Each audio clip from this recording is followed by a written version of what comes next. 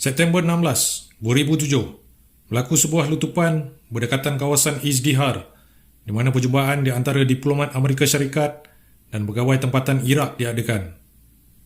Bertindak atas ancaman tersebut adalah sepasukan kontraktor pertahanan dari syarikat Blackwater terdiri daripada 19 anggota yang menaiki 4 trak. Pasukan sokongan taktikal Blackwater dengan callsign Raven 23 ditugaskan untuk mengambil posisi pertahanan di selatan bulatan pekan Nisor, sementara pasukan taktikal Blackwater dengan callsign TST-22 dan TST-4 mengiring diplomat Amerika Syarikat ke lokasi selamat. Raven 23 yang diberikan arahan untuk menghentikan semua aliran trafik di kawasan bulatan Nisor telah memulakan tembakan rambang terhadap orang awam dan pegawai polis Iraq yang dikatakan mereka telah memulakan serangan ke atas konvoi pasukan Blackwater.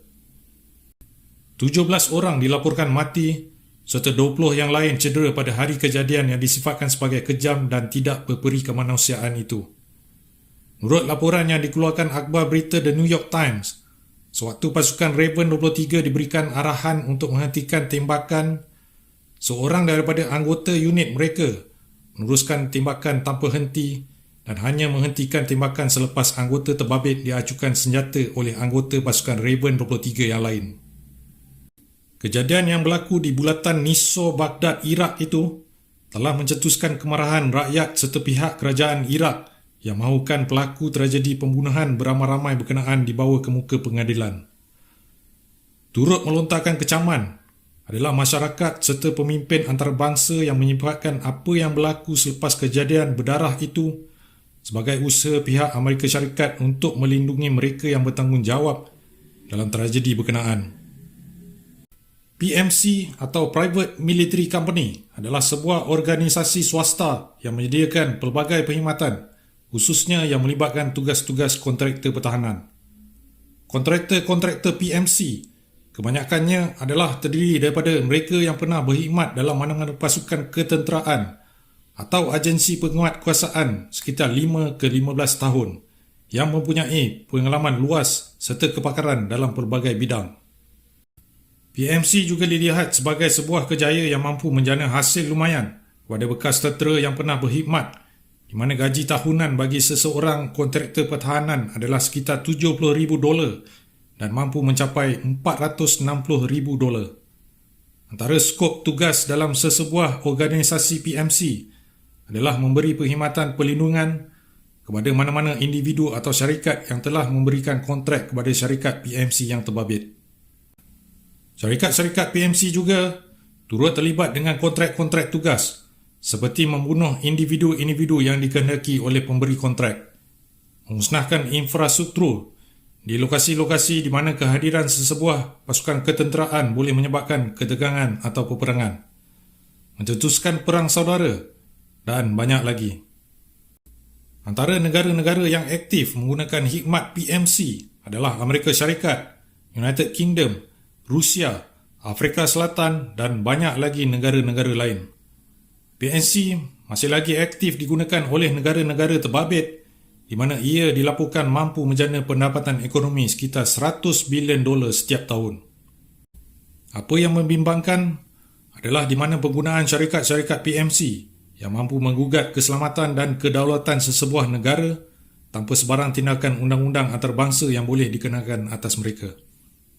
Ini kerana kebanyakan negara termasuk Amerika Syarikat enggan menandatangani perjanjian antarabangsa United Nations yang mengharamkan penggunaan askar upahan. Pada Disember 2008, Jabatan Keadilan Amerika Syarikat telah memfailkan pendakwaan kes jenayah ke atas 5 kontraktor Blackwater yang terlibat dalam kes pembunuhan di bulatan Nisor, Iraq.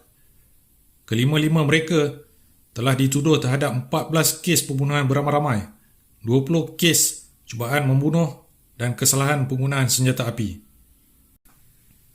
4 daripada 5 kontraktor Blackwater telah didapati bersalah dan dijatuhi hukuman penjara selama 30 tahun, manakala seorang lagi pelaku telah dibebaskan pada September 2013 selepas bukti-bukti baru menunjukkan yang beliau tidak bersalah dalam kes tersebut.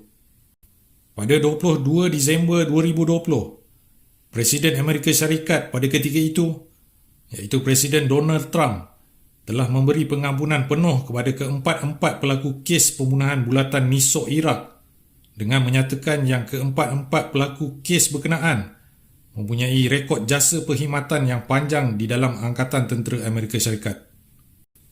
Keputusan berkenaan telah mendapat kecaman serta tentangan rakyat Iraq dan keluarga mangsa yang merasakan pengampunan yang diberikan itu sebagai keputusan yang tak masuk akal dan mencabul hak keadilan keluarga mangsa.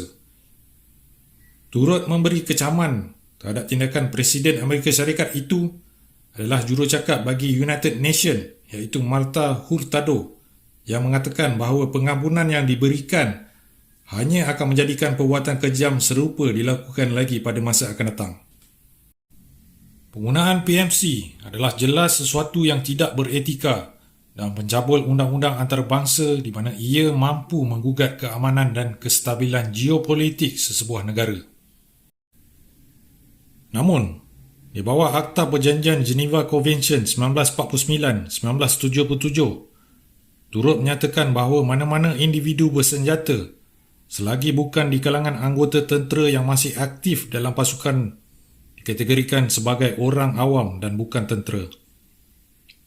Justru, mereka yang terbabit tidak boleh dibicarakan atas kesalahan jenayah perang dan mungkin terlepas dari sebarang tindakan undang-undang jika mereka dilindungi oleh negara asal di mana syarikat mereka beroperasi.